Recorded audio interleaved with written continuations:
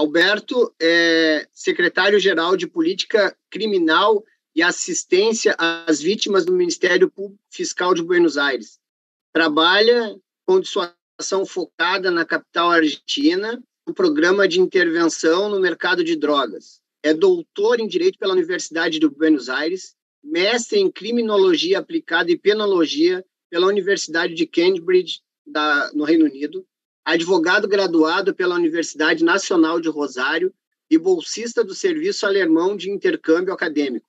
Atualmente é professor no mestrado e especialização em Direito Penal da Universidade de San Andrés. Essa palestra conta com a tradução simultânea. Para ativar a tradução, clique no ícone do globo localizado no canto inferior direito da tela e selecione o idioma de sua.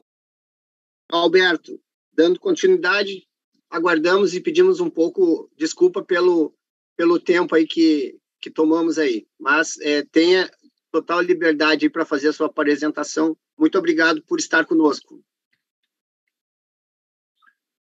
É um prazer para mim participar. É um prazer para mim participar dessas jornadas. Gostaria de agradecer especialmente o Instituto de Segurança por chamar-me. Eu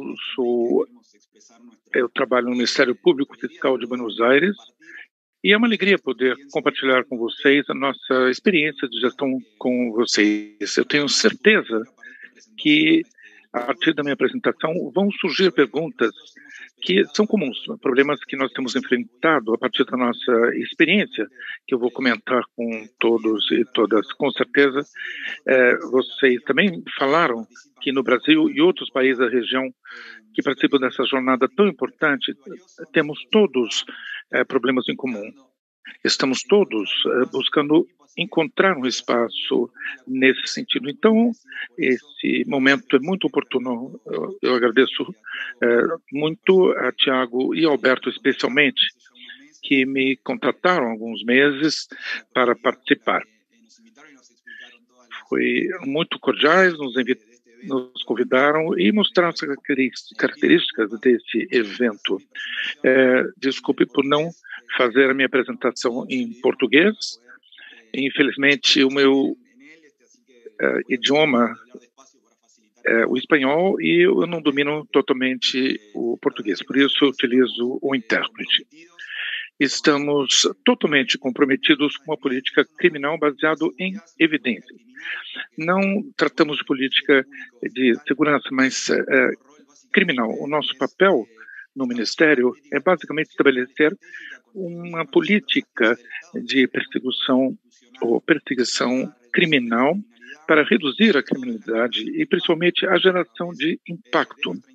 Através da nossa intervenção e utilização de nossos recursos, conseguir conectar o sistema de justiça com as necessidades cotidianas dos bairros da cidade de Buenos Aires. Eu vou discorrer um pouco mais sobre isso, mas o ponto de partida é importante. Como dizia o meu colega anteriormente, eu vou tentar deixar um pouco de lado o desenho e implementação da política criminal e também as preferências ideológicas que muitas vezes costumam fazer parte da política criminal, pode ser conservadores ou progressistas.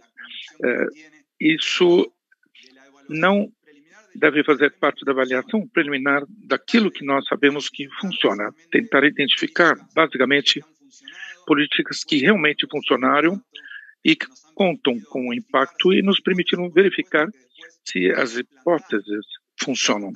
Ao exportar essas experiências de outros países, os resultados podem variar, mas é um exercício saudável e de enorme responsabilidade institucional poder avaliar o que realmente funciona. O que é evidente em outros aspectos de políticas econômica, de saúde ou criminal, na Argentina talvez não seja tão evidente na implementação de políticas criminais. Eu não vou entrar em detalhe por motivo de tempo, mas esse exercício estamos tentando com sucessos e fracassos. É por isso que é importante essa jornada para ter a possibilidade de compartilhar nossas experiências. Bom, eu vou começar a minha apresentação tentando compartilhar a minha tela. Se não funcionar, eu peço para você, Tiago, que me ajude a compartilhar a partir daí, do Brasil. Estão vendo essa minha apresentação, a tela? Sim, perfeitamente.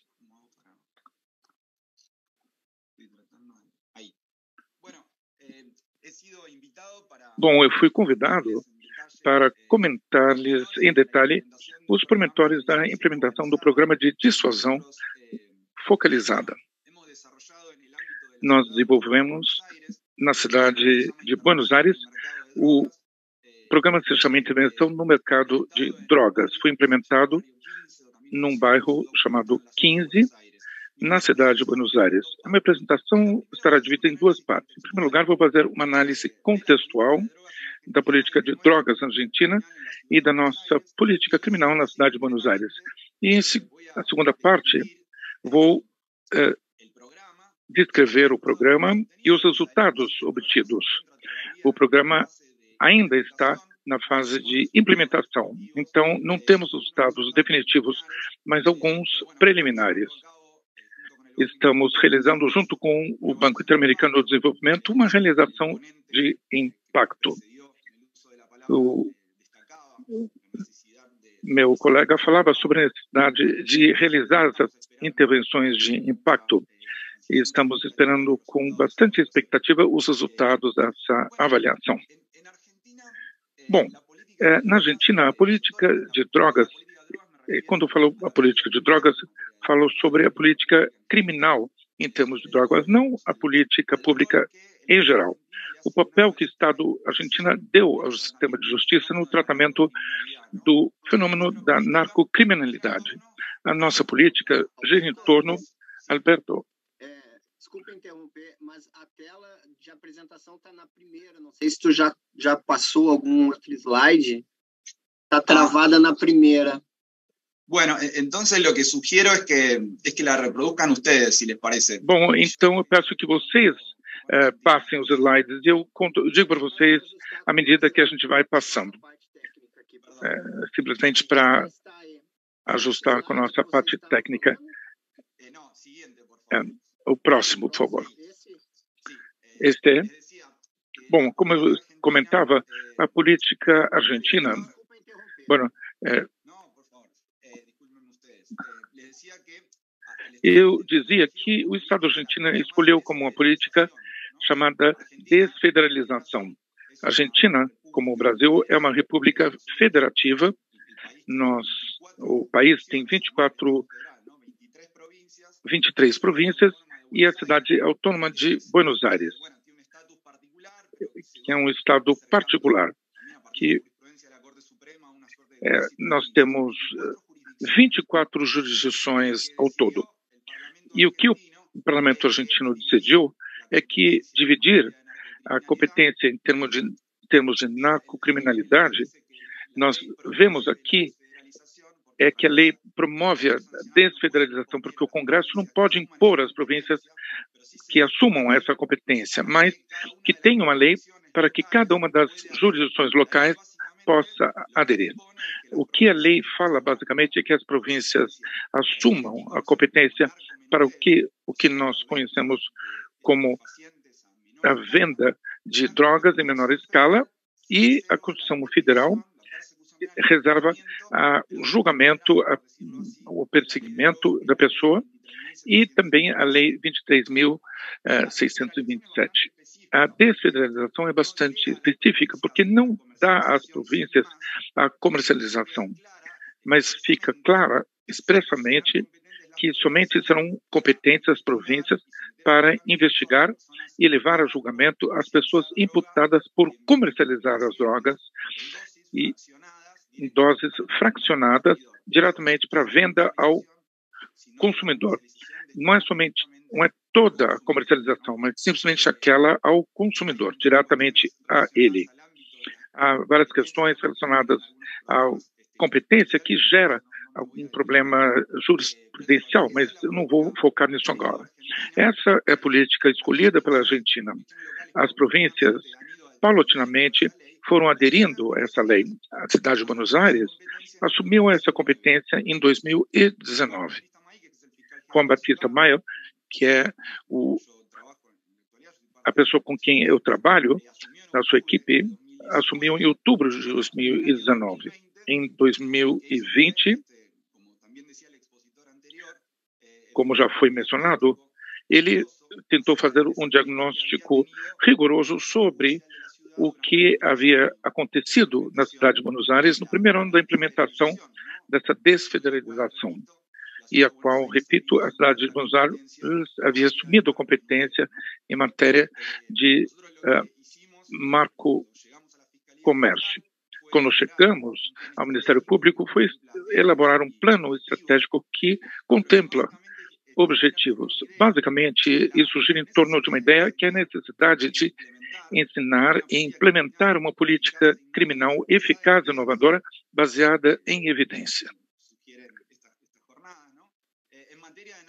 Em matéria de narcocriminalidade na cidade de Buenos Aires, eu vou dizer agora o que nós queremos dizer como política baseada em evidências. Próximo slide. Perfeito. Nossa política criminal, em geral,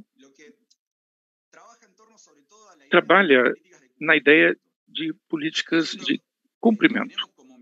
Nós temos como missão institucional, constitucional, reivindicar a legalidade, defender a legalidade ou procurar a legalidade perante os tribunais, o sistema de justiça. O que fazemos ao analisar uma política baseada em evidências é avaliar uma política de custo-eficiência, na qual, com os recursos escassos que temos, como podemos conseguir chegar a níveis mais ou menos aceitáveis do cumprimento da lei. Isso obriga-nos a definir o papel do Ministério Público enquanto justiça. Também os sistemas de justiça na Argentina e na América Latina, em geral, são afetados por um problema de debilidade institucional com relação ao cumprimento das leis que costumam imperar nas nossas sociedades. Então, a discussão é como o Ministério Público Fiscal pode contribuir, a partir da sua missão constitucional, para conseguir que a lei seja cumprida. A gente não sabe o nível do cumprimento da lei necessária, mas entendemos que a nossa missão constitucional é contribuir, através de políticas baseadas em evidência, chegar a alcançar esses níveis de cumprimento. Nesse sentido, a política tradicional, eu diria, que consciente ou inconscientemente os ministérios públicos fiscais aplicaram na Argentina, foi apelar à dissuasão, ameaça de castigo. Esses eram os recursos disponíveis. A eficiência de cada um dos sistemas de justiça, isso oscila, mas a ideia é apelar à ameaça de castigo para tentar impactar nas decisões das pessoas, para que as pessoas deixem de cometer delitos. Nós estamos experimentando com políticas alternativas de cumprimento, que não são contraditórias com a política de dissuasão. Logicamente, a nossa função é exercer a parte de política criminal. E assim aparece a justiça procedimental, sobre a qual não posso falar aqui, porque levaria muito tempo. Nós temos toda uma linha de trabalho, a justiça restaurativa também. Estamos avaliando também a matéria penal juvenil, a vingança reiterativa e também a dissuasão focalizada dentro do gênero da dissuasão, dentro da política de cumprimento. São diferentes estratégias mediante as quais o Ministério Público Fiscal busca impactar no cumprimento da lei na cidade de Buenos Aires. Tudo isso faz parte, eu entendo, de uma política mais ampla, uma política de Estado destinada a construir legitimidade, a legitimidade como insumo básico para o funcionamento das instituições. A legitimidade é a percepção, como entendemos, que as pessoas têm com relação às autoridades, as instituições têm direito a tomar decisões e normas de alcance geral ou particular, e as pessoas têm obrigação de aceitar essas decisões e cumpri-las. A legitimidade com política de Estado. Por isso, criamos essa política de cumprimento para contribuir, baseado em evidência, para fortalecer a legitimidade percebida ou recebida pelos cidadãos.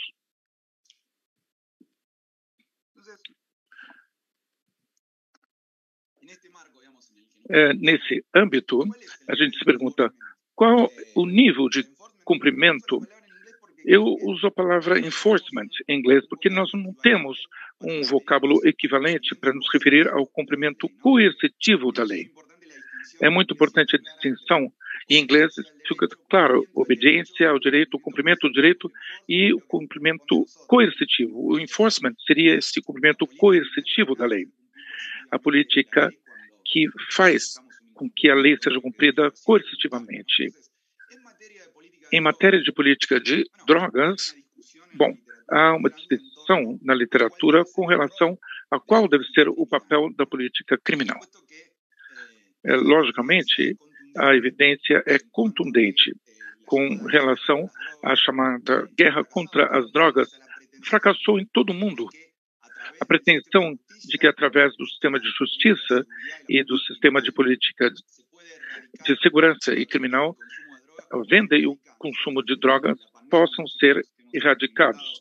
Na pandemia, nós vimos nos últimos anos uma doença muito importante nos últimos anos.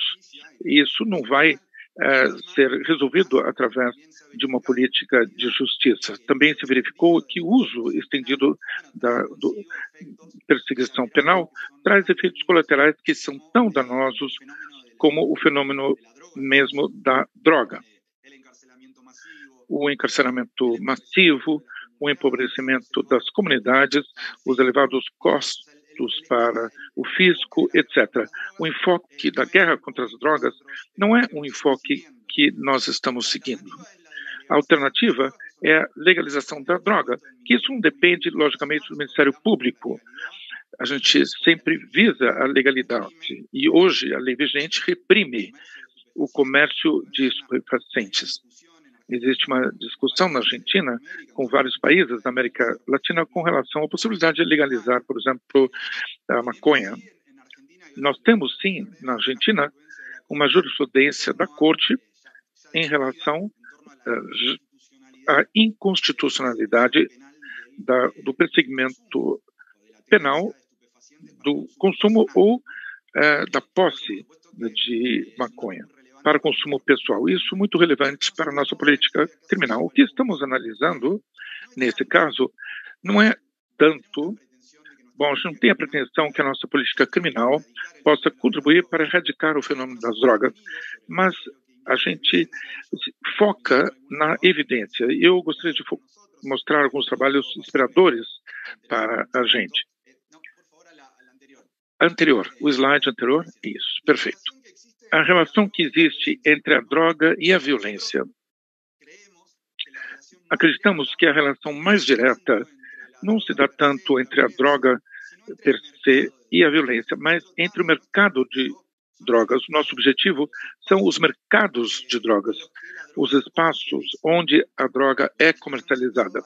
Então, começamos a analisar as distintas modalidades com as quais a droga é vendida na cidade de Buenos Aires. E aqui, uma noção muito importante com relação à política pública, que é a distinção entre mercados abertos e mercados fechados.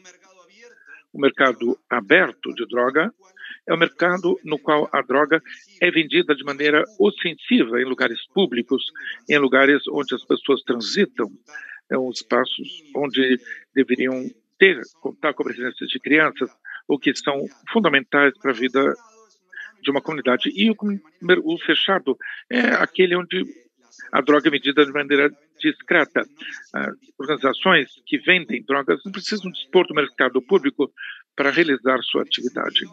Nesse sentido, a literatura cada vez destaca mais o impacto que a tecnologia teve na venda das drogas e como a tecnologia mudou radicalmente o mercado de drogas. Basicamente, o uso de mark points permite que vendedores e compradores se conectem com muito mais facilidade, sem que os vendedores exponham do espaço público que prejudiquem a vida cotidiana da comunidade.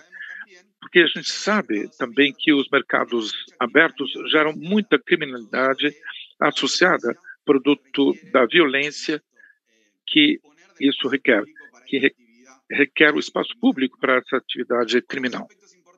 Outros aspectos importantes da política criminal são a distinção entre o segmento criminal ativo, reativo e proativo. A reativa é aquela que o Ministério Público Fiscal espera que a polícia traga os casos, administra os casos que a polícia traz da rua em função de suas próprias investigações e suas prioridades. O que queremos é um procedimento proativo, no qual o Ministério Público Fiscal, os inspetores conheçam o território, fazem um mapeamento do mercado de drogas e, junto com a polícia, tentam coordenar uma coordenação. Intervém estrategicamente no mercado de drogas. Logicamente, as nossas perseguições penais também levam em conta os custos, também tomar decisões inteligentes sobre quem perseguir e quem não perseguir, maximizar os benefícios do que a gente conhece como princípio de oportunidade, sabendo que nossos recursos são escassos e cada perseguimento penal tem custos não somente para a pessoa perseguida, mas também para toda a comunidade. O que temos como fundo é uma idade bastante inquietante, pelo menos para aqueles que somos juristas, que trabalham na política pública. Eu não sou parlamentar. O mercado ilícito pode ser regulado. Essa é a ideia. Será que isso existe? Sabendo os fracassos do enfoque habitual da guerra contra as drogas, o Estado pode ter a aspiração de fazer com que o mercado de drogas, extremamente danoso para a vida da comunidade, possa se transformar em um mercado de drogas fechado, mais discreto, no qual seja mais difícil para os compradores entrar em contato com os vendedores e também que seja mais difícil o acesso às drogas para aqueles que ainda não começaram a consumir. É uma política que deveria permitir ou blindar ou proteger principalmente os jovens e as crianças que começam a consumir as drogas numa idade cada vez mais jovem. Aqui vocês veem um impacto que a desfederalização teve na cidade de Buenos Aires. É esse ponto que nós encontramos quando fizemos o diagnóstico. A gente vê o aumento dos casos em 2019 e a importância que teve em termos de rendimentos, principalmente dos procedimentos policiais, a importância que teve o consumo pessoal, a distribuição de renda. Isso também confirmou as críticas que a política de desfederalização recebe, no sentido de que, ao ter a competência local, isso estende a rede e prejudica os consumidores e realiza um procedimento que antes, quando o narcocomércio estava sendo feito. Então a pergunta é, como podemos fazer para otimizar a nossa competência para tirar o maior crédito possível o resultado de fazer uma política criminal baseada em evidências que veja a desfederalização e a cidade de Buenos Aires assumir essa competência para gerar mais impacto positivo possível na comunidade. Foi assim que nós chegamos a esse programa que vou explicar em seguida. Aqui vocês veem mais ou menos uma cronologia com relação à política que levou adiante o Ministério Público da cidade Em 2020, nós fizemos um diagnóstico sobre o desempenho do Ministério Público. Foi o primeiro ano que assumimos essa competência da cidade. Nós advertimos que havia um aumento de casos, houve uma intervenção reativa, pouca coordenação entre a polícia e as delegacias, porque a competência estava dispersa, não havia possibilidade de estabelecer conexões entre as delegacias com relação às pessoas. Isso estava distribuído em diferentes processos e, finalmente, a ausência de critérios gerais, isto é, um alinhamento que não havia sobre o procedimento correto a ser feito. Em setembro de 2020, nós ditamos uma resolução que foi a 72/20, também posso compartilhar com vocês, onde tivemos um primeiro alinhamento geral. Começamos, então, a desenvolver o que seria a nossa política criminal. Nós tínhamos interesse em estabelecer uma resposta diferenciada entre oferta e demanda, quer dizer, cumprir o que estabelecia a Corte Suprema com relação aos consumidores e também estabelecer uma distinção entre os vendedores. Nem todos os vendedores de varejo merecem a mesma resposta. E também a política de drogas requeria utilizar instrumentos específicos, mas não tinham muita experiência, não tinham técnicas de investigação importantes que permitem provar a comercialização como uma transação. Isso requer um padrão bastante elevado de provas. O trabalho articulado com outras jurisdições, com a jurisdição federal, por exemplo, e também trabalhar nas hipóteses de comercialização e não tanto de posse simples. Na Argentina se distingue a posse simples, na qual o policial não tem que provar a criminalidade, e também a comercialização propriamente dita. Depois desses alinhamentos, nós decidimos tratar isso a partir da política de demanda de drogas, conectar os consumidores com política de saúde e social. Depois, em dezembro de 2020, nós criamos uma unidade fiscal especializada que está a cargo da fiscal Cecília Martim, que teve um desempenho bastante destacado e tem competência para investigar todos os delitos na cidade de Buenos Aires relacionados à droga. O que nós fizemos, junto com a criação da unidade fiscal especializada, foi desenhar um mapa de mercados abertos de drogas. Devido à informação que nós recebemos de diferentes fontes da polícia e dos nossos próprios registros de organizações civis, nós estabelecemos quais seriam os hotspots, os lugares mais importantes de venda de drogas no varejo, que se ajustava a essa noção dos mercados abertos. Aqui vocês veem o nosso mapa de mercados abertos, da esquerda principalmente. Em verde, vocês podem ver os 11 mercados abertos que foram transformados na referência ou no objetivo principal do trabalho da unidade de especialidade, que não trabalha somente perseguindo os casos dos mercados abertos, mas esses mercados abertos são o seu objetivo principal. A sua equipe foi organizada em função desse mapa. Uma parte da equipe trabalha nos mercados abertos, 1, 2 e 3, a outra 4, 5 e 6 e assim por diante. Isso nos deu uma organização do ponto de vista operacional. Alberto? 5 minutos, por favor. Bom, eu vou explicar um pouco sobre o programa. Bom, isso é mais ou menos o background, os antecedentes da nossa política criminal. A próxima, por favor. A dissuasão focalizada como estratégia é um tipo de política de dissuasão.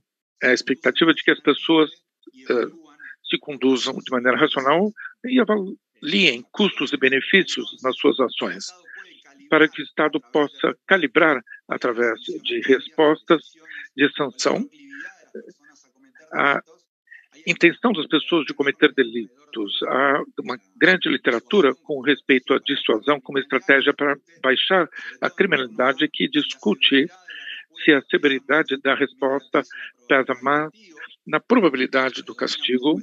Logicamente, a corrente que considera que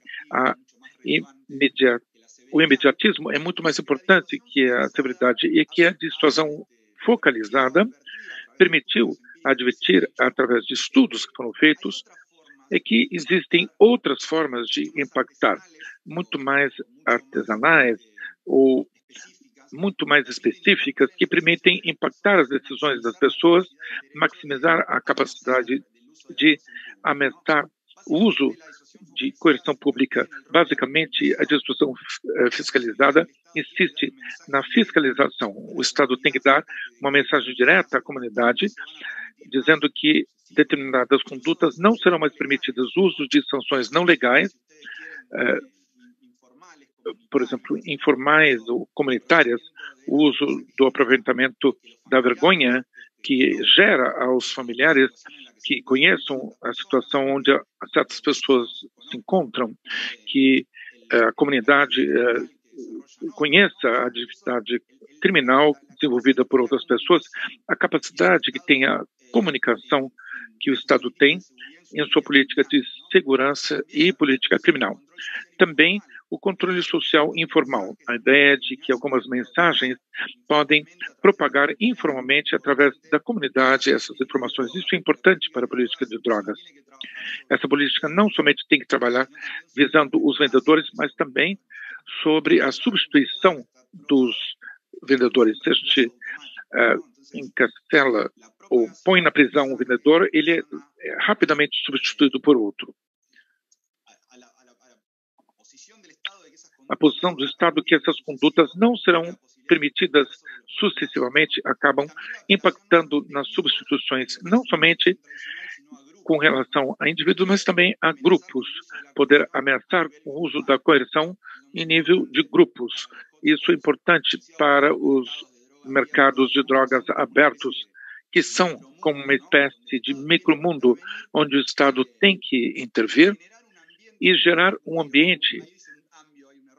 Como eu disse, o que buscamos é buscar uma mudança visível em todo o Estado. Nós temos esse micromundo e queremos mandar uma mensagem contundente, dizendo que nesse micromundo o risco de perseguição penal é muito mais elevado que no resto da cidade.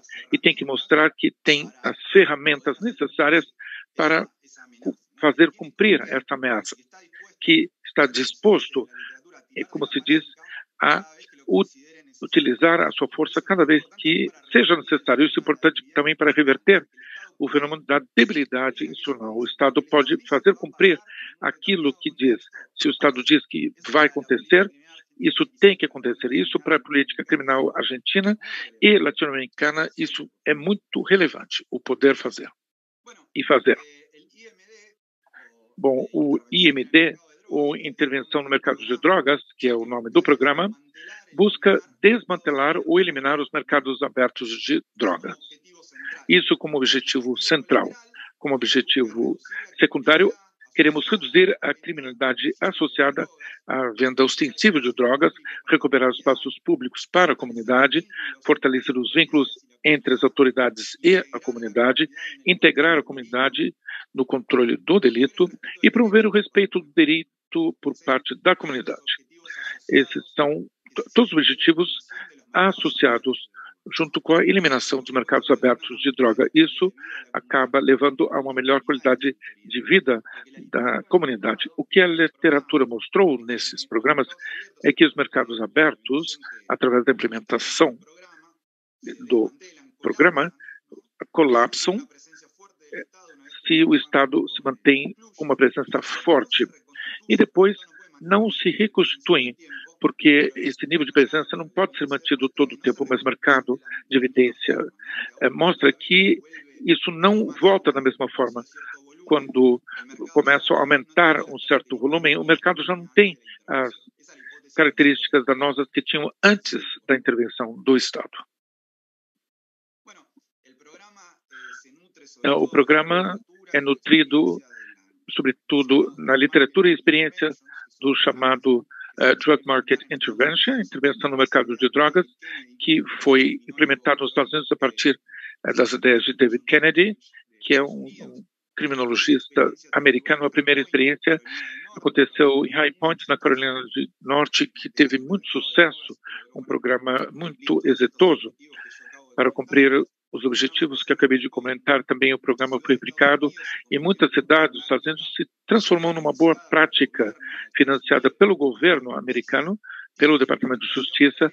Tem uma implementação prévia no bairro de Las Condes, no Chile. Nós tivemos reuniões de trabalho muito interessantes com eles. E o que esse programa quer buscar é uma coordenação entre instituições estatais e envolvendo as delegacias, o Ministério Público e a comunidade. A comunidade é chamada a participar. Nós queremos desmantelar com isso os mercados abertos. O mercado também permite o desenvolvimento complexo e também examinar detalhadamente recuperação dos espaços públicos que estão muitas vezes em poder de atividades criminosas, e também tem a aspiração de impactar diretamente na vida cotidiana das comunidades. O programa contempla basicamente uma distinção entre os vendedores, feito um mapeamento do mercado aberto, e uma vez que o Ministério Público Fiscal conhece as características do mercado aberto, onde é escolhido como objetivo de intervenção, os vendedores são distintos em dois grupos. Primeiro, aqueles que fazem parte da lista A, que são os vendedores violentos com antecedentes criminais, e esses vendedores violentos são perseguidos penalmente de maneira severa e imediata. E constitui também uma lista B, que são vendedores não violentos e sem antecedentes. Esses vendedores muitas vezes recebem uma mensagem institucional do Ministério Público, da polícia, que essa conduta não vai mais acontecer no bairro. O Estado chegou para ficar, e se isso volta a acontecer, se eles voltam a vender, a coerção será implacável. Isso pretende impactar nas substituições dos vendedores. E nós queremos buscar o término dessa venda, o que é o núcleo do programa. Nós queremos comunicar que essa conduta não será tolerada, inclusive para os próximos vendedores. O programa é dividido em 3 fases. A fase 1, que nós chamamos de preparação ou pesquisa, isso pode durar entre 60 ou 90 dias. Eu posso comentar com vocês em outra oportunidade. E depois tem a intervenção, onde o Ministério Público e a polícia mapeiam o território e conhecem o mercado. Na fase 2, que seria a própria intervenção, que é a distinção entre os vendedores, o momento onde o Ministério Público Fiscal distingue os 2 grupos e decide como utilizar essa ferramenta e o poder que tem constitucionalmente. E a terceira fase, que nós chamamos de acompanhamento, que implica uma continuidade da presença do Estado no bairro para cumprir com aquilo que foi discutido na reunião e que tem a ver com o perseguimento penal, isto é, aumento da presença policial nos bairros e também a provisão de serviços públicos sociais àqueles da lista B. Além de serem advertidos, eles recebem recursos para que possam abandonar essa atividade. São programas que o governo desenvolveu e estamos testando e ainda avaliando as suas práticas. Aqui vocês estão vendo é um fluxograma do programa. Eu não vou falar em detalhe porque eu fiquei sem tempo, mas vocês podem ver aqui como que as fases do programa são desenvolvidas, as 3 fases que eu acabei de comentar. Eu vou repetir que o núcleo do programa é essa reunião chamada COLEN. É um programa original onde o Ministério Público, também o Ministério Público Fiscal e a polícia transmitem essa mensagem àqueles da lista B que estão acompanhados de um familiar. Eles fazem uma reunião com essas pessoas e eles recebem a mensagem de que essa conduta não será tolerada. E a terceira fase, o acompanhamento, onde é avaliado para ver se a conduta está sendo repetida ou foi abandonada. Aqui é característica sobre o bairro onde levamos o projeto adiante, 32 mil habitantes, onde 8 mil famílias vivem. É chamado como bairro 15 ou cidade oculta. E desde 2019 é a sede do Ministério de Desenvolvimento Humano da cidade. E nós queremos ser o cumprimento de uma política de urbanização que o governo da cidade está realizando. E é importante conectar a política criminal com outras políticas públicas do Estado em geral. O próximo. Aqui, um pouco sobre a fase 1 da investigação ou pesquisa. Aqui é uma novidade para a cidade, porque a gente gera capacidade instalada. Isso permitiu que, no final da fase 1, o mapeamento de todo o mercado, realizar 35 reuniões, conhecer profundamente o mercado, permitir que os delegados dominassem as informações sobre o território e também chegar na política proativa e não reativa, que muda um pouco o papel do Ministério Público e a coordenação que tem com a polícia. Assim que a fase terminou, são 19 pessoas detidas e 25 reuniões. Aqui vocês estão vendo o mapa do bairro 15. Aqui algumas imagens que nós extraímos que os agentes reveladores nos trouxeram. Isso permitiu a instalação de câmeras no bairro e todas as técnicas de investigação coberta que nós utilizamos. O próximo. Aqui na fase 2, uma vez que foram realizados os procedimentos, as pessoas foram detidas e foram classificadas devido ao critério que já expliquei. Uma pessoa foi condenada, 3 pessoas foram condenadas em suspenso, com a condição de saírem do bairro, e 2 pessoas receberam suspensões, com o compromisso de abandonar o bairro. E na lista B foram incluídas 10 pessoas que foram convocadas ao COLEN, isto é, a uma reunião através de uma carta do fiscal geral ou do delegado geral. Quando foi imputado o fato, ao mesmo tempo recebiam uma carta assinada pelo delegado geral, onde eram convocados à reunião que acontecia no quartel de bombeiros em dezembro do ano passado.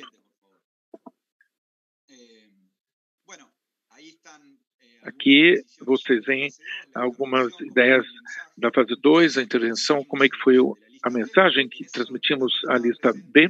Nessa reunião também a gente contava com pessoas do Ministério do Desenvolvimento Humano. Isso, quando terminava essa reunião, depois da entrevista, eles receberam apoio social para que pudessem mudar de vida e abandonar essa atividade. Aqui vocês estão vendo 2 fotos dessa reunião. Vocês estão vendo pessoas que estavam acompanhados dos familiares. Quando chegavam, eles encontravam um vídeo que mostrava imagens das pessoas que foram filmadas quando estavam vendendo e também recebiam apostilas com imagens, com tudo que nós tínhamos coletado, todas as informações, e nós deixamos um tempo para que eles pudessem ler essa apostila para que depois pudéssemos discutir esse tema com cada um deles. E se vocês puderem mostrar o vídeo agora, para terminar, eu gostaria que vocês possam ter uma ideia de como foi essa reunião. Acho que foi bastante ilustrativa, pelo menos foi muito bom ver um vídeo semelhante a esse quando a gente começou a desenvolver o programa.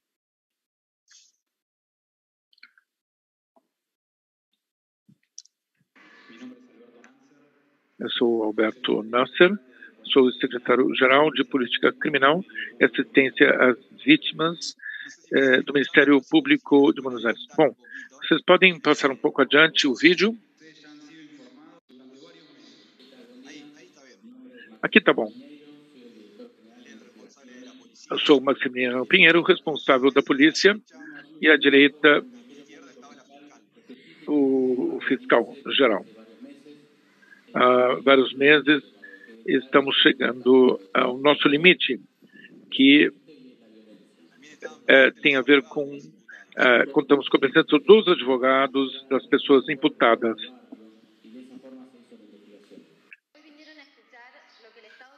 A unidade fiscal utilizada em delitos vinculados. E os imputados recebiam uma apostila com todas as provas. Assumem o compromisso de compartilhar todas as atividades relacionadas à droga. Estamos comprometidos na erradicação das drogas. Não queremos mais famílias destruídas por isso. Não vamos deixar que os vizinhos ou as comunidades sejam dominadas por isso. Estamos aqui para oferecer-lhes um caminho diferente. Espero que saibam aproveitá-los. Bom, com isso eu termino. Eu queria voltar aos últimos 2 slides, se possível, para terminar minha apresentação. Eu poderia mostrar os 2 últimos slides da minha apresentação? Bom, depois disso, começou a fase 3 de acompanhamento, onde nós tentamos chegar nessa fase de ameaças. Nós conseguimos detectar que 2 das pessoas que estavam na lista B tinham retomado suas atividades e foram rapidamente processadas e condenadas. E agora foram condenadas de maneira direta. E as pessoas continuam participando dos programas produtivos e informativos que o Ministério do Desenvolvimento Humano oferece. A próxima, por favor.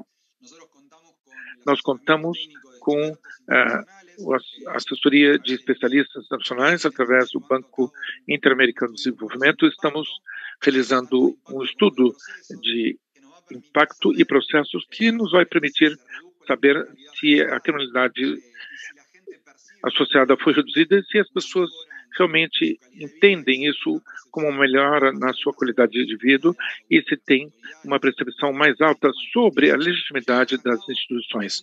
Nós realizamos uma pesquisa prévia que foi muito importante. Muito difícil realizar essas pesquisas em bairros vulneráveis das cidades, dificuldades logísticas. Nós fizemos uma pesquisa bastante ampla, 300 pessoas. A ideia é repetir essa pesquisa nessas próximas semanas para poder comparar a foto antes da intervenção com a atual. Além dos estudos quantitativos que fazem parte da avaliação de impacto, onde será avaliado a criminalidade de acordo com os dados da polícia. Aqui nós vemos alguns pontos que nos parece importante destacar, por exemplo, como um balanço preliminar. Nós conseguimos aumentar a capacidade instalada, isso também vai ser escalado a outros mercados abertos, estamos trabalhando em outros lugares. Hoje a cidade dispõe de recursos técnicos mais modernos, as investigações foram institucionalizadas, informatizadas, nós temos contato com o Ministério do Desenvolvimento Humano e com a polícia, e o Ministério Público Fiscal assumiu outro papel na política de drogas. Entendemos que a cidade de Buenos Aires é a primeira jurisdição que está levando a cabo esse programa na Argentina. E queremos também apresentar esse modelo a outras jurisdições do país, nas quais o problema da venda no varejo também é muito importante. Parece que outro slide. E aqui, não, essa não. Eu não vou comentar. Eu queria falar sobre a nossa política de armas de fogo, mas isso ficará para a próxima oportunidade. Aqui alguns desafios que talvez sejam de interesse de vocês. A implementação, sem dúvida, foi algo muito complexo. Nós temos a sorte de que nós fizemos uma rede de programas que foram surgindo. É uma grande complexidade, porque requer a coordenação em várias agências do Estado e por estar realizando um programa de outro país, que vem de outra cultura, de outro sistema. Isso nos requeriu muitas adaptações. Isso nos permitiu melhorar as experiências seguintes. Estamos à sua disposição para compartilhar isso com vocês. Se vocês tiverem algumas perguntas, comentários, podemos falar a respeito. Essa foi uma primeira apresentação da política baseada em evidências. Agradecemos muito a oportunidade por estar aqui. Estamos à sua disposição. Bom dia a todos e todas. Foi realmente muito incrível sua apresentação, muito interessante. Nós, na edição do ano passado do evento, o professor David Kennedy fez uma apresentação e nós trabalhamos também com o Banco Interamericano e implantamos aqui na cidade ao sul do Brasil, que será a próxima apresentação na cidade de Pelotas, é o nome dessa cidade, uma experiência de dissuasão focada sobre grupos violentos, e é algo realmente muito avançado, né, eu tenho certeza, para todos que escutaram aqui, é algo que provoca até um impacto, né, um estranhamento, porque é completamente diferente da visão tradicional, né, de justiça criminal, de policiamento. É uma visão inovadora e, como tu muito bem falaste, né, proativa, e não tem nada aqui de fraca, né, ou forte. Ela é efetiva, né, ela procura aplicar, né, a dissuasão de forma forte e precisa. Mas essa notificação, né, para os criminosos, para que eles mudem, né, principalmente aqueles que não têm um comportamento violento, né? E é algo que... Por que isso é chamado de baseado em evidência? Porque as evidências vêm mostrando que isso tem um alto impacto na redução dos crimes violentos, né? E então, eu quero agradecer muito. Hoje nós temos o tempo curto, mas que a gente possa realizar outras reuniões. Eu acho que, principalmente vindo de um membro do Ministério Público, é algo muito relevante, né, para dar força institucional a que nós possamos experimentar novas visões, novas formas, né? Acho que essa é a mensagem que o professor Daniel deixou aqui e que o Alberto Nancer trouxe de forma concreta, uma nova estratégia com a polícia, com o Ministério Público, tentando formas diferentes, além daquela forma reativa e sem integração, né, que nós estamos acostumados a ver. Parabéns, muito obrigado, né? Vamos ficar acompanhando aqui a avaliação de impacto e cumprimentos, e que a gente possa difundir, né, essas novas visões aqui pelo nosso continente. Muito obrigado. Muchas gracias nuevamente. Me quedo a escuchar la próxima apresentación. Gracias. Sim. Ano passado nós tivemos a presença do juiz, Dr. Marcelo Malísia Cabral, que, junto com os comandantes das polícias da cidade de Pelotas, fez as reuniões de notificação com os grupos. E agora vocês vão poder ver um pouco dos resultados desse trabalho e de tantas outras estratégias que foram implementadas na cidade de Pelotas. Passo para o Alex Brandão chamar a nossa próxima palestrante, a diretora da Guarda Municipal de Pelotas. Gracias nuevamente. Buenos días.